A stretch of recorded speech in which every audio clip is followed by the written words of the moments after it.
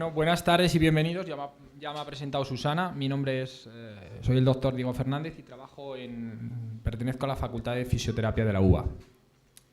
Esta tarde vamos a ver el impacto del envejecimiento sobre el músculo esquelético en la enfermedad de la sarcopenia. Si ustedes piensan, el aumento de la esperanza de vida actualmente ha llegado a una población mucho más envejecida y mucho más aquí en la provincia de Soria. Entonces vamos a tratar de conocer las causas, los factores de riesgo, así como el papel principal que juegan un tipo de células que llamaremos células satélite, pero que para que ustedes la entiendan se llaman células madre. En este sentido existen diferentes factores asociados al envejecimiento. Son factores propios de la propia persona, que se conocen factores intrínsecos, asociados a la propia genética, a la propia estructura del metabolismo interno de cada uno de ellos, al sistema endocrino o a su propio sistema inmune defensivo. Por otra parte, existen otros dos factores extrínsecos que son sobre los que podemos actuar en esta enfermedad de la sarcopenia, como son una dieta equilibrada, la acción sobre el ejercicio físico, aquellos agentes mutágenos que actúan sobre la información genética que podemos revertir y aquellas radiaciones nocivas que afectan fundamentalmente al envejecimiento.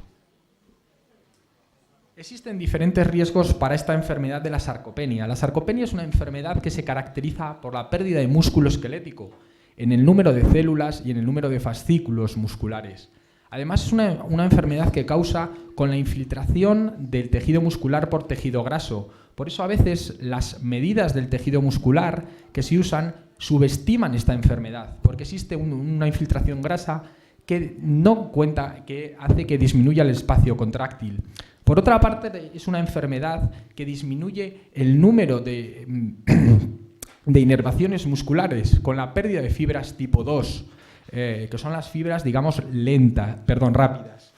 Además, estas infiltraciones de grasa, junto con las pérdidas del músculo, causan una alteración en esa composición, que se traduce en una pérdida de efectividad en la calidad contráctil, que redunda directamente en la calidad de vida, porque aumenta un cambio postural, un riesgo de caídas y fracturas. ¿De acuerdo?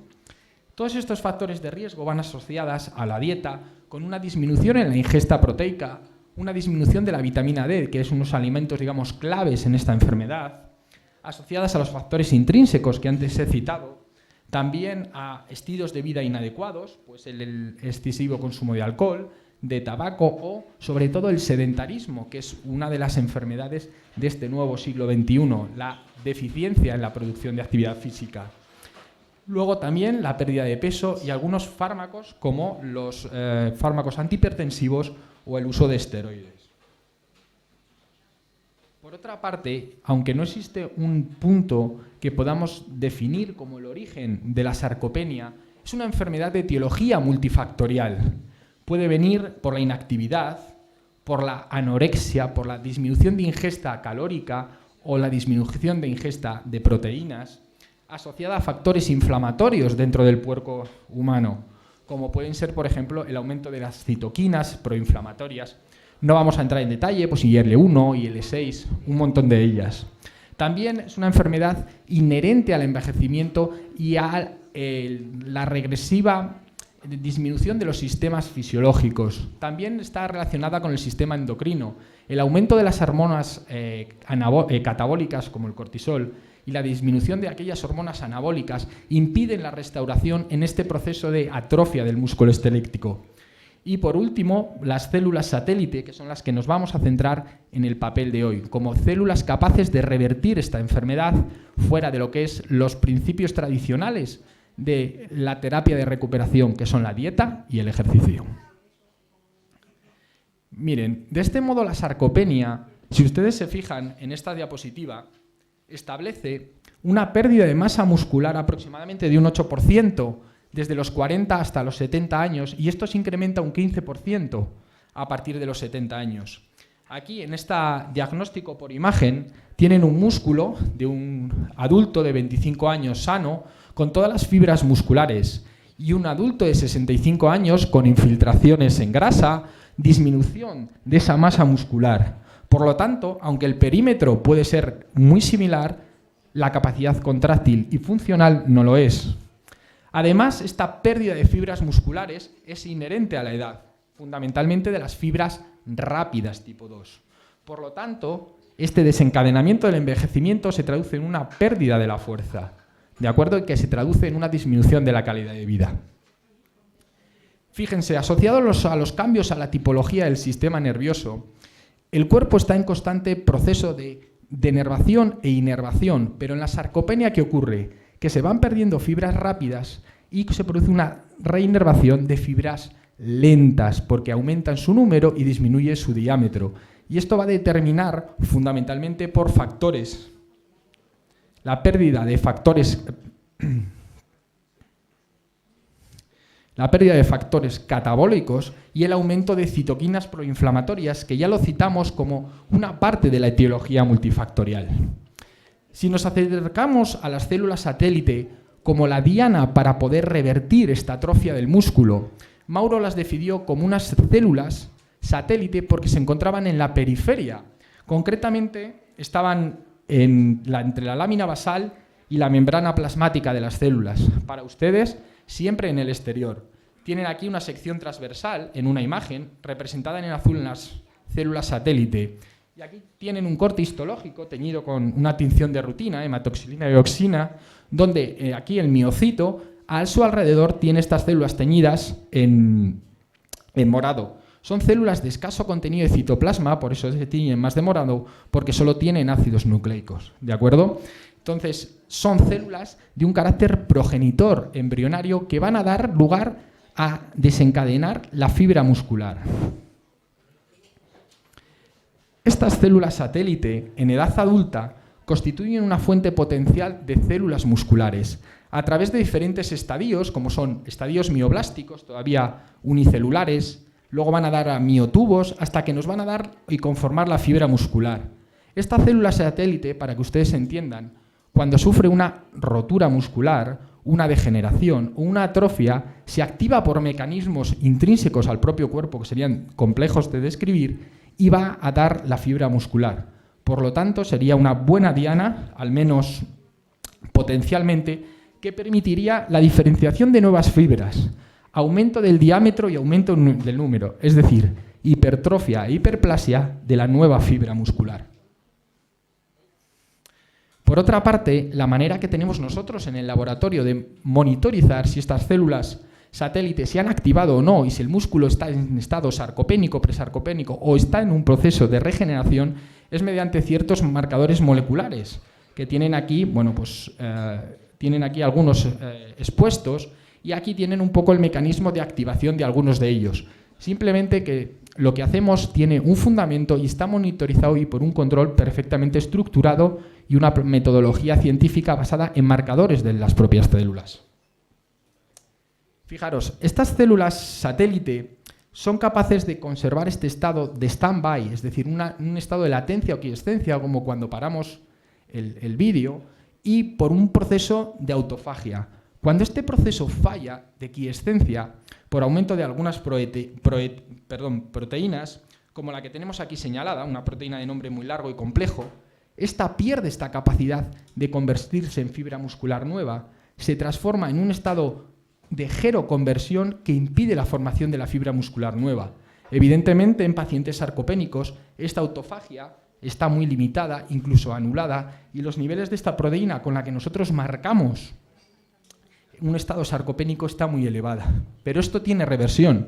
Se ha demostrado que el tratamiento farmacológico por medio de agentes antioxidantes, ustedes pueden pensar en una vitamina C del zumo, una vitamina D o cualquier tipo, bien aporte dieta o aporte exógeno mientras es suplementación, la capacidad de reversión, porque preveía esta senescencia de las células satélite y era capaz de restaurar esa capacidad regenerativa del músculo esquelético estriado. Por otra parte, también hemos visto a través de esta publicación de Science cómo uno de los factores más importantes que previenen la sarcopenia es el GDF11. Niveles bajos de este factor de crecimiento estimulaban la sarcopenia. En experimentos hechos en modelos murinos se estableció que niveles elevados tenían una proliferación de las fibras nerviosas perdidas, un aumento de la angiogénesis, es decir, de la creación de vasos sanguíneos, y un aumento de hipertrofia e hiperplasia de células musculares. Por lo tanto, en un futuro, una administración exógena de este factor GDF11 podría estimular el número, tamaño y regeneración de fibra muscular. Por lo tanto, recuperación de estas células satélite disminuidas en sarcopenia y, por lo tanto, capaces de volver a estimular el músculo esquelético nuevo. También observamos que el grado de vascularización, el grado de vasos sanguíneos que tenía el músculo era muy importante. Estos autores vieron, y lo llamaron como ZIC, que la distancia entre los vasos sanguíneos y las células satélite, recuerden, localizadas en la periferia, era directamente proporcional, inversamente proporcional al grado de sarcopenia. Es decir, que cuanto más vascularización, más cerca, se vieron marcadores de proliferación, que he comentado antes, mayores. Por lo tanto, esta vascularización, la distancia es muy importante, ¿de acuerdo? Con la estimulación de la angiogénesis. Una vez que hemos dicho todas aquellas causas que pueden desfavorecer o alterar estas células satélite capaces de regenerar músculo, vamos a combatirlas con estrategias de recuperación. Fíjense, el ejercicio físico, tan fácil, sencillo y barato, capaces en todas sus capacidades, es decir, no hay un ejercicio diana top que pueda mitigar la sarcopenia, sino el trabajo de la fuerza-resistencia, trabajo aeróbico y el ejercicio de interval de alta intensidad, son capaces, tienen aquí las bondades de cada uno de ellos sobre los factores que he ido explicando de la sarcopenia, la capilarización, proliferación, activación. Por lo tanto, el ejercicio físico se muestra como una terapia eficaz y completa como no farmacológica de recuperación de las células satélite que nuevamente son capaces de modificar este músculo deteriorado y envejecido por la sarcopenia. Además, el cuerpo es muy sabio y tiene memoria, y se ha demostrado que con la aplicación del ejercicio físico se produce este crecimiento muscular, y si en algún momento, por alguna enfermedad o alguna comorbilidad asociada, tenemos un periodo, digamos, de no actividad física, de inmovilización, nuevamente, al retomar esta actividad, el músculo vuelve a recuperar su estado. También en esta revisión, algunos autores expusieron los beneficios que algunos nutracéuticos establecidos como el principio activo que tienen ciertos alimentos eran capaces de revertir en el estado sarcopénico. Alimentos tan favorables como el vino, por medio del antioxidante resveratrol, recuerden la capacidad antioxidante de revertir los fenómenos de autofagia a través de factores de proliferación, el té verde, incluso un aminoácido leucina cuyo metabolito es el HMB, mejoraba la función de las células satélite, disminuyendo su muerte, favoreciendo el crecimiento y la regeneración del propio músculo. Este es el mecanismo de acción, que es evitar la acumulación de agentes antioxidantes y estimular la proliferación y crecimiento y evitar su muerte. Por último, una de las estrategias de recuperación más usadas es el trasplante de células. Trasplante de células es cualquier trasplante de un tipo de células que dé capaz de una célula precursora miogénica, es decir, que nos vaya a dar una célula muscular. Bien directamente a partir de las propias células progenitoras del músculo, células satélite, que clínicamente o metodológicamente son fáciles de extraer porque se encuentran en la periferia, son capaces de crecer en medios de cultivo diversos y tienen una amplia capacidad de proliferación. A partir de células mesenquimales de la médula ósea, que dan una ventaja proliferativa y en las placas crecen en forma de estrella y permitiría dar una célula menogénica. O por otros estadios intermedios del crecimiento hacia fibra muscular, como son los mioblastos o mesangioblastos. Por lo tanto, cualquier célula trasplantada que pueda darse una célula diferenciada de músculo o precursor puede diferenciarse en nuestro tejido diana. Y ya por último, hablando de las células madre pluripotentes que están muy en boca a través del